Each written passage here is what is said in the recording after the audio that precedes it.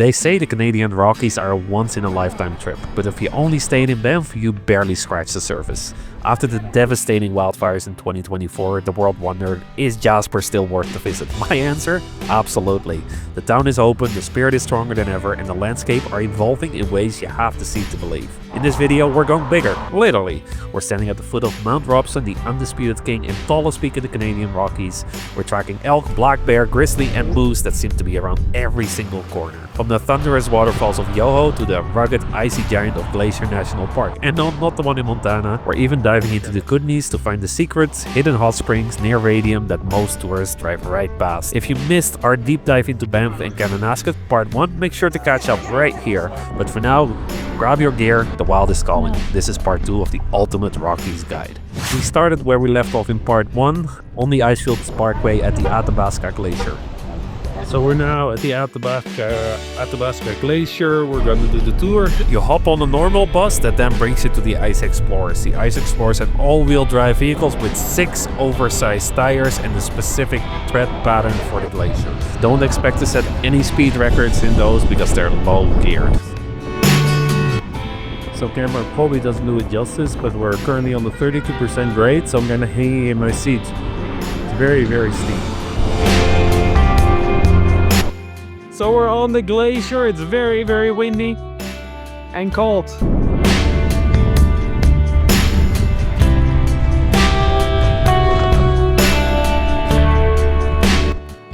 Now when you're here, bring a water bottle because you can fill it up here. So there we go, fresh glacier water.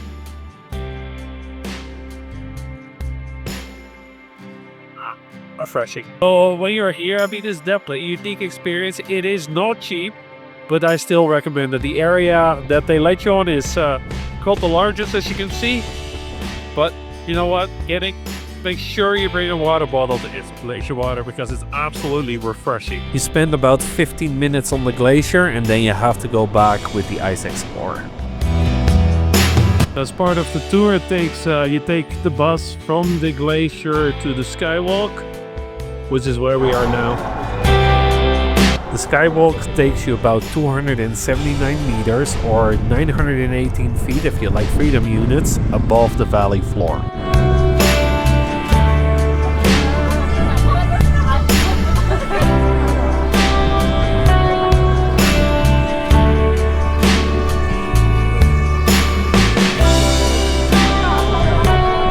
One tip if you do the Skywalk, do not watch the latest Final Destination first. Trust me. So definitely a unique experience. It's included in the glacier tours. I wouldn't spend the money for it. I think it's 45 bucks a ticket. But since it's included, it's kind of cool, kind of unique. So after that, they bring you back to the gift shop, of course. But this is the plaza, the building where there's a Starbucks, there's a restaurant. So if you do want to eat something after your tour, you can do it here. So that's one of the buses that takes you to the glacier and to the Skywalk. And you have 5 glaciers here in total, as you can see, which is pretty amazing. And did I mention this is on the Icefield Parkway? So beautiful views everywhere. As we got closer towards the town of Jasper, our first stop was Sunwapta Falls. So we made it to Sunwapta Falls. It's a very, very short trail, only 100 meters. So there's a bridge and a lower viewpoint. Let's check out the bridge first.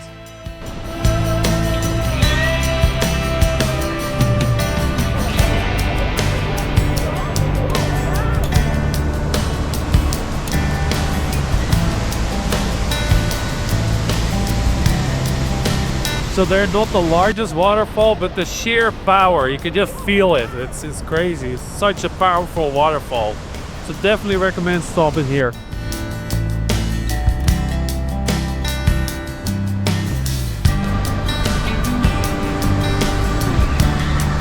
The one thing, like any other attraction here at Banff or Jasper as well, parking lot fills up real quick. We were lucky to get a spot, but normally you have to be here early. We are now at the Goats and Glaciers viewpoint. Apparently this is a good spot to see mountain goats, which we haven't seen yet, so let's see if we can find any.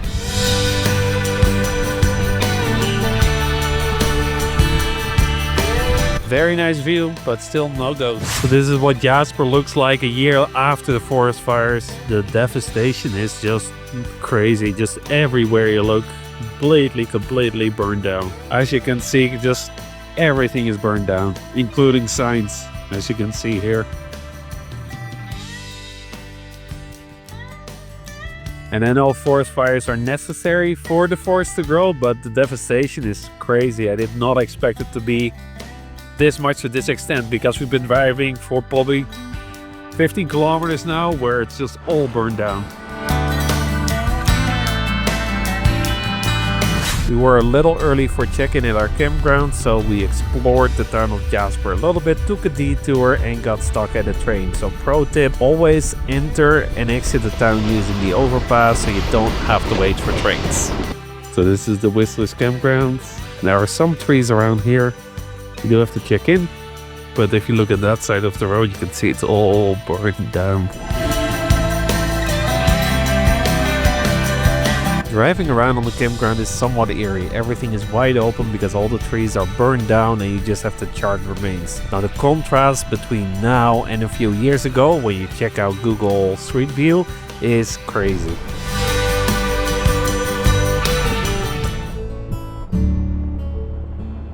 Like most national parks, firewood isn't included with your sites. You can have fires all day.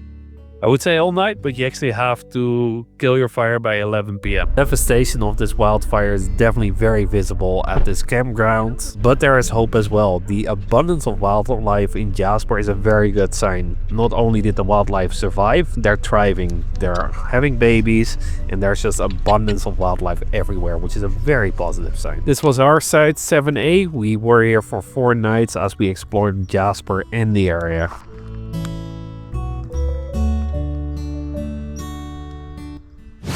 We tried earlier in the day, but the parking lot was full and we're now at Athabasca Falls.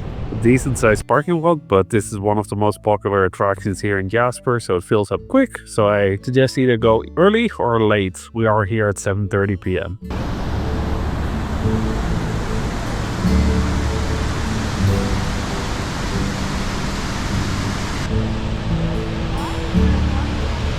No matter where you are in Jasper, you can always see what happened in the wildfires of 2024.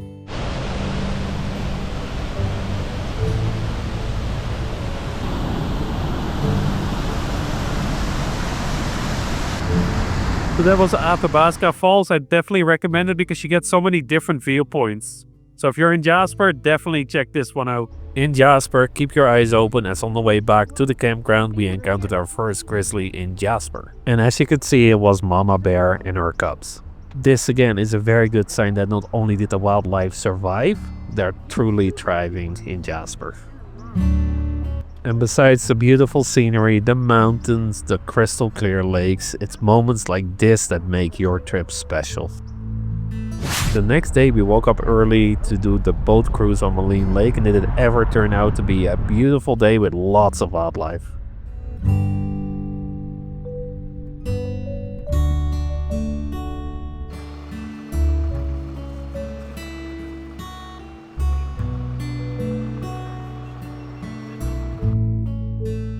The road to Maligne Lake is absolutely stunning, certainly early in the morning, as you could see lots and lots of wildlife. As usual, parking seems to be the issue. There's an upper parking lot where right now it's about 9:15 in the morning. There's lots of room. So it's a little bit of a trek from the upper parking lot to the lower, but it's really not too bad.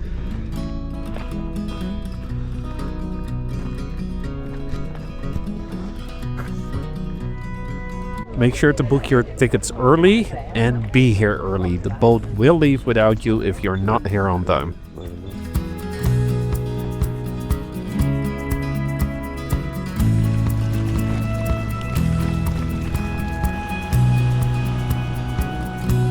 We're on the boat cruise. There's the back deck that you can go on at any point in time. There's only 6 people allowed, so just keep that in mind, but you get beautiful views back there. Take this as an opportunity, stand there and just look around you. It's so beautiful, but also be mindful for other people. Give them a chance to do the same thing as well. But even if you're not on the back deck, don't worry. Even in the boat, there are beautiful views, and more importantly, the guides are really good at explaining about the lake, about the area, and about the forest fires. I learned a lot. And as you get further in, you can actually see the water color change from a greenish to a nice blue turquoise. Now, a fun fact about Spirit Island is sometimes it's not an island. In the spring with the melting snow and heavy rain, it's possible for water levels to rise to be high enough to cut the island off. Spirit Island is sacred to the Stoney Nakoda First Nation, who see the surrounding mountains as their ancestor made physical. Being enclosed on 3 sides by the same mountain range makes this place exceptionally rare and deeply meaningful. And being here in person, I totally understand that this is truly a special place. So here's Spirit Island, and in the background is the Valley of the Gods.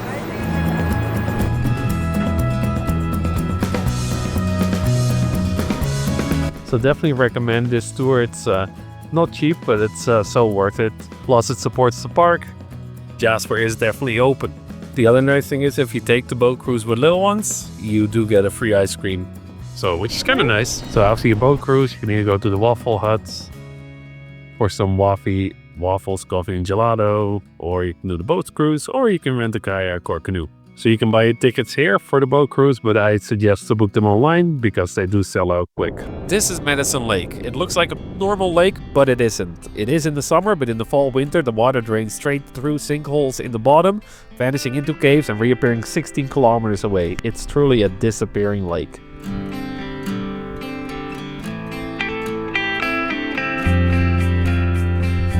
Unfortunately, due to the wildfire, Maligne Canyon at the beginning or the end, depending on how you look at it, of the road is closed. Just past this is a nice viewpoint, and again you can see the devastation of the wildfire. Later that day we decided to do something that you don't necessarily think of doing in the Canadian Rockies, but we did. We went for a swim. This is Lake Anette. It's the warmest lake here. Doesn't mean it's warm, it's just the warmest, so still pretty chilly. But the water is so clear. Definitely on the chilly side, but if you want to swim in an alpine lake, this is the one to do it in. At the first parking lot there's a nice little dog to jump off. After that very, very refreshing dip, we went to the other side of the road to visit Lake Edith. Yet another beautiful alpine lake. As in anywhere in Jasper, when you drive somewhere, you're probably gonna encounter wildlife, and so did we. We saw multiple elk on the way back to the campground. Later that evening, we went exploring again, and we visited Pyramid Lake. It's one of Jasper's most iconic views, famous for its islands, mirror-like reflections, and the pyramid-shaped mountain. And on the way back, we stopped at Patricia Lake, another beautiful alpine. And on the way to the campground, of course, more elk.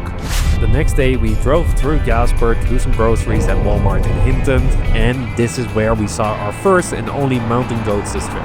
And in the Walmart parking lot, we spotted this cool RV from Germany. We decided to check out the Miette Hotsprings. Now, not that we wanted to go to the hot springs, but the road itself is quite a journey, and 100% would recommend you checking out this road. A few kilometers in, there's a big parking lot, and they recommend if you have a bigger RV to park here and take a vehicle up the road, because it is a narrow, steep road. Now, the other nice thing about this parking lot is there's actually a nice little waterfall here as well. And this is where we encountered Mr. Black Bear. It's a beautiful road, and at the end of the road there's a big parking lot at the hot springs, but there's a bunch of trails here as well. Later that day we explored Highway 93A in Jasper, one of the hardest hit areas in the wildfire in 2024. It's so sad to see the effect of the wildfires, but it is necessary. The forest get too dense here, and as a result there's not enough light to the ground where the berries and other things grow for the animals. So a forest fire can actually be healthy, but again, seeing the devastation it left, it's crazy. Now, looking at the damage here, you already see signs of new life, and if you look at the wildlife population here in the park, we see a lot of elk with babies, we see bears with cubs, so that's actually a very, very good sign that the animals are doing well. Unfortunately, a few attractions south of Jasper got impacted, including the Glacier, which the entrance road is right there. Lincoln is closed at the moment, and the Valley of Five Lakes, which are also very popular hikes, are closed until nobody knows, until they have had an opportunity to restore it. So the answer to the million-dollar question is, should Jasper be on your itinerary next? And the answer is absolutely. There is so much beauty here, and the park and the town really needs the support. We left Jasper, entered BC for the first time this trip to visit a provincial park. And yes, even in BC there's tons of wildlife. It's about an hour from Jasper, and in this park you have the highest peak in the Canadian Rockies and a bunch of beautiful waterfalls. As mentioned, Jasper is very close to Mount Robson. And you can find pristine alpine lakes everywhere, even outside of Banff and Jasper. When you're here, visit the visitor center. It's a very nice visitor center to learn about the area, and it's great for kids as well, as there's a lot of interactive items. They have one of the most beautiful lakes in this park. It's a 20-kilometer hike, but next time I definitely want to check this lake out. One of the nice things definitely is, when you're used to Banff and Jasper, is the fact that there is a popular trail. You can just pull up and park. There's always parking available. And if you're a bit more adventurous, there are rafting opportunities here as well. You can get very close to the falls here, and the best part, no crowds. After that, we visited another waterfall in the park. So the trail itself is pretty easy, lots of switchback because there is some elevation gain. Both waterfalls are short hikes, and I 100% recommend it. It's just beautiful here. After the hikes, the sun was finally out, so we went back to the visitor center to see the tallest peak in the Canadian Rockies. So if you're in Jasper, I 100% recommend a day trip to Mount Robson. Today we left Jasper, but not before we grabbed some breakfast in town, and the town is fully open. There are groceries, laundromats, so please visit the town. They can definitely use all the support to rebuild part of this town. This is another very popular attraction in Jasper. Unfortunately, we ran out of time. It's the Jasper Sky Tram. We headed back towards Banff, and of course now you're on the famous Icefields Parkway, arguably the most beautiful road in the world. We made a quick pit stop at Beauty Creek, which is a less popular hike, but 100% recommended because it's beautiful.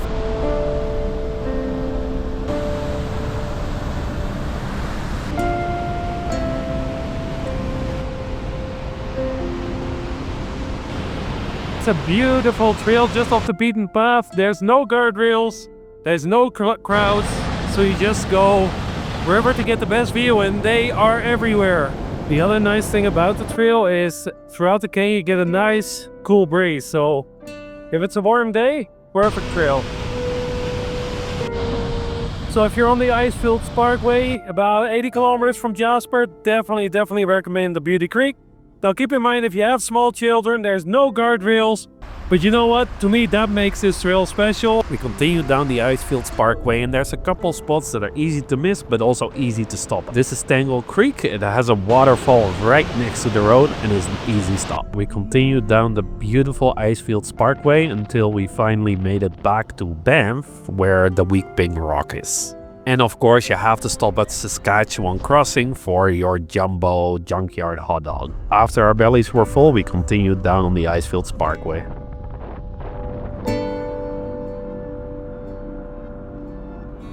Our first stop in Yoho National Park was the lower spiral tunnel viewpoint, where you can see the tunnels that the trains go through. We didn't see any trains here, but in the visitor center there's a nice display. We continue our journey to Emerald Lake, but not before stopping at the Natural Bridge. We just made it to Emerald Lake here in Yoho, and always the parking is just an absolute zoo. Now, Emerald Lake is absolutely a stunning lake, and the nice thing about this lake is there's actually a trail around it that's easily accessible. So if you want to avoid the crowds, do the trail. You can rent a canoe here, or you can stay at the lodge. Of course, both aren't cheap. This is an absolute must visit in Yoho. Yes, it will be busy, but just take the trail to avoid the crowds, and it's just absolutely beautiful here. We continued on to another Yoho popular attraction, Takkakaw Falls. Now the road is a narrow, steep road with lots of switchbacks, and as you can see there's an RV in front of me, which they recommend you not taking on this road. And here is why. The switchbacks are extremely tight, but honestly kudos to the driver for doing it anyway.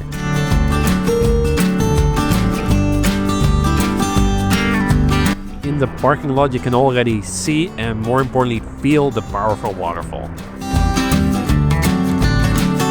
Somebody turn the chairs around because this is the view from the chairs versus if you turn them around.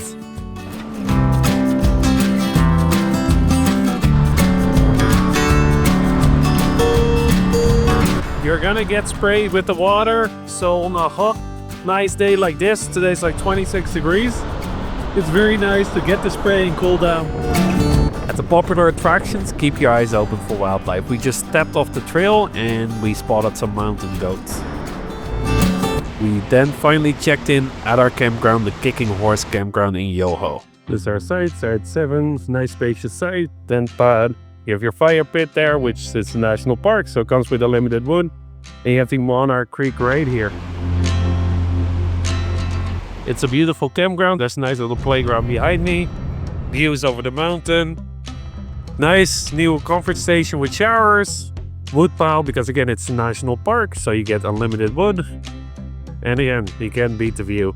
So this is pretty cool to see. It's right at the campground. This is out of 1884, so 140-ish years old, which is pretty impressive. To me, the thing that sets Yoho apart from like Banff and Jasper is Banff and Jasper, you have seen mountains in the distance.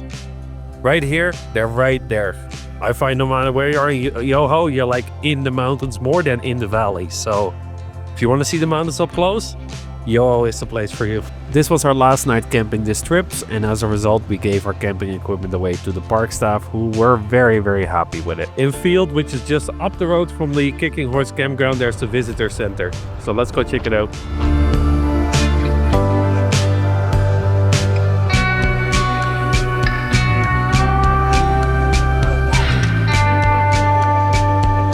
This used to be under the sea, as you can see by the fossils. Definitely worth a stop. It's right next to the highway. There's a nice playground if you have kiddos as well. Our next stop was supposed to be Wapta Falls, but didn't quite work out. If you're trying to go to Wapta Falls, don't just type in Wapta Falls on Google, because it sends you to the Wapta Falls campground, which is not where the actual falls are. And the road in is a logging road. It's really not great quality. Turns out that the actual Wapta Trailhead Road is not much better at all either. Well, that was some Wapta because it was just way too busy. The entrance road is absolutely horrible. And there was no parking, so on Wapta Falls. After Yoho, we drove straight to the next national park in BC, Glacier National Park. To me, the mountain peaks here were the most impressive out of Banff, Jasper, Yoho, just absolutely stunning here.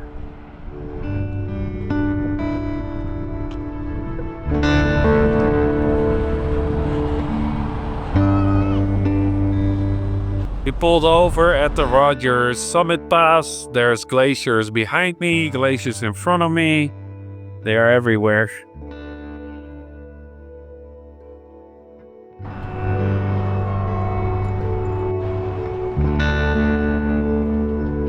We kept driving to the boardwalk trail, the Hemlock Boardwalk Trail. So we're starting Glacier with a very easy boardwalk hike, which is the Hemlock Grove Boardwalk. In case you're wondering why this park is called Glaciers, as you can see everywhere, there are glaciers.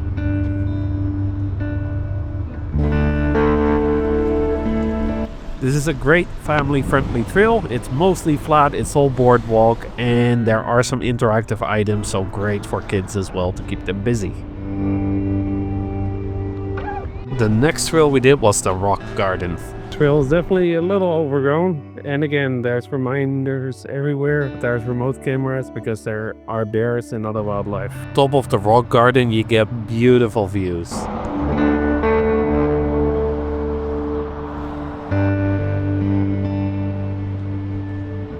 Unfortunately, this was all the time we had in Glacier, and Glacier is absolutely beautiful. Definitely wish that I would have had more time here, and we will be back. Between Golden and Radium Hot Springs is the world-renowned attraction. You may guess it, you know, it's the place everybody wants to go to, which is of course the world's largest battle. For such an absolute top attraction, there's plenty of parking, no issues here, like Banff or Jasper, or even Yoho for that matter. Although I do question whether this is the largest battle in the world, because this is the one in Killarney, Ontario. We then drove to Fairmont Hot Springs to find one of the hidden hot springs here. You can still see the old bats. Again, people only, don't go sit in it, because it's disgusting anyway.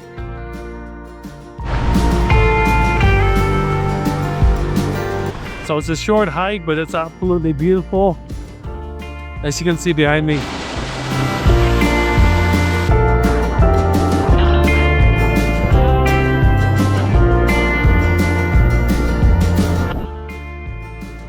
Pretty amazing spot with the waterfall. It's lukewarm, so it's not a true hot spring because the water comes from the pool, but still amazing spot.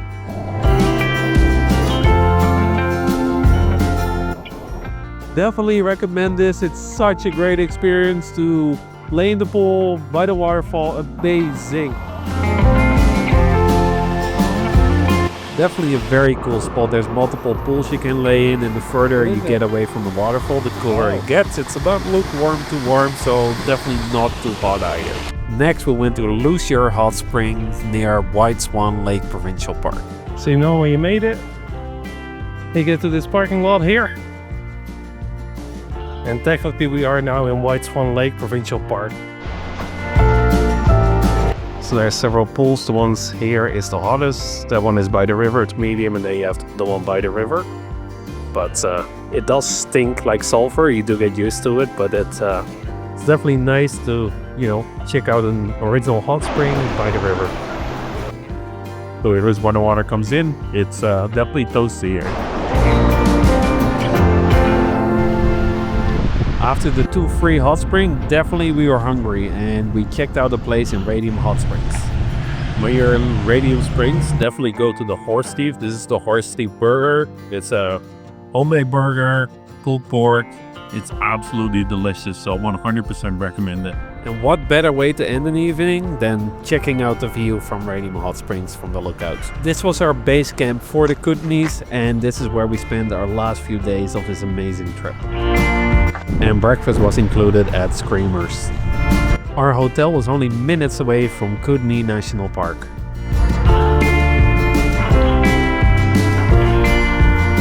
And here are the famous Radium Hot Springs. And you've probably seen these rocks somewhere on video or photo, the famous red rocks. So it's a very short trail. We're right here.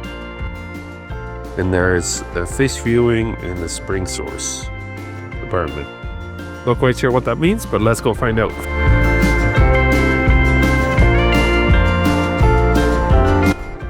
Just the colors of this lake are amazing. Look at it. This is one of the viewpoints that's right next to the highway that overlooks the Kootenay Valley.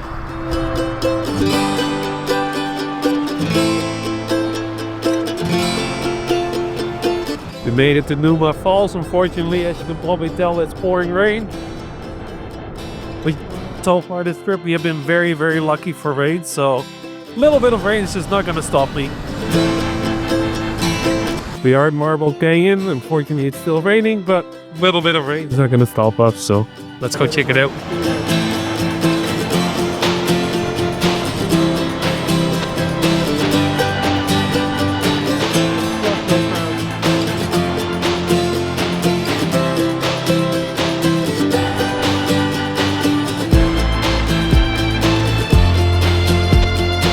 So there is some elevation gain, however, it's all pretty smooth so far. It's mostly gravel, some boulders, but overall pretty easy so far. So it's very, very narrow, but very deep, as you can see. So the cool thing about this trail is there's signs everywhere. You can even see the edge of the waterfall, where it was about 4,000 years ago, but also how the canyon is like 10 degrees Celsius colder than it is up here. Way down there.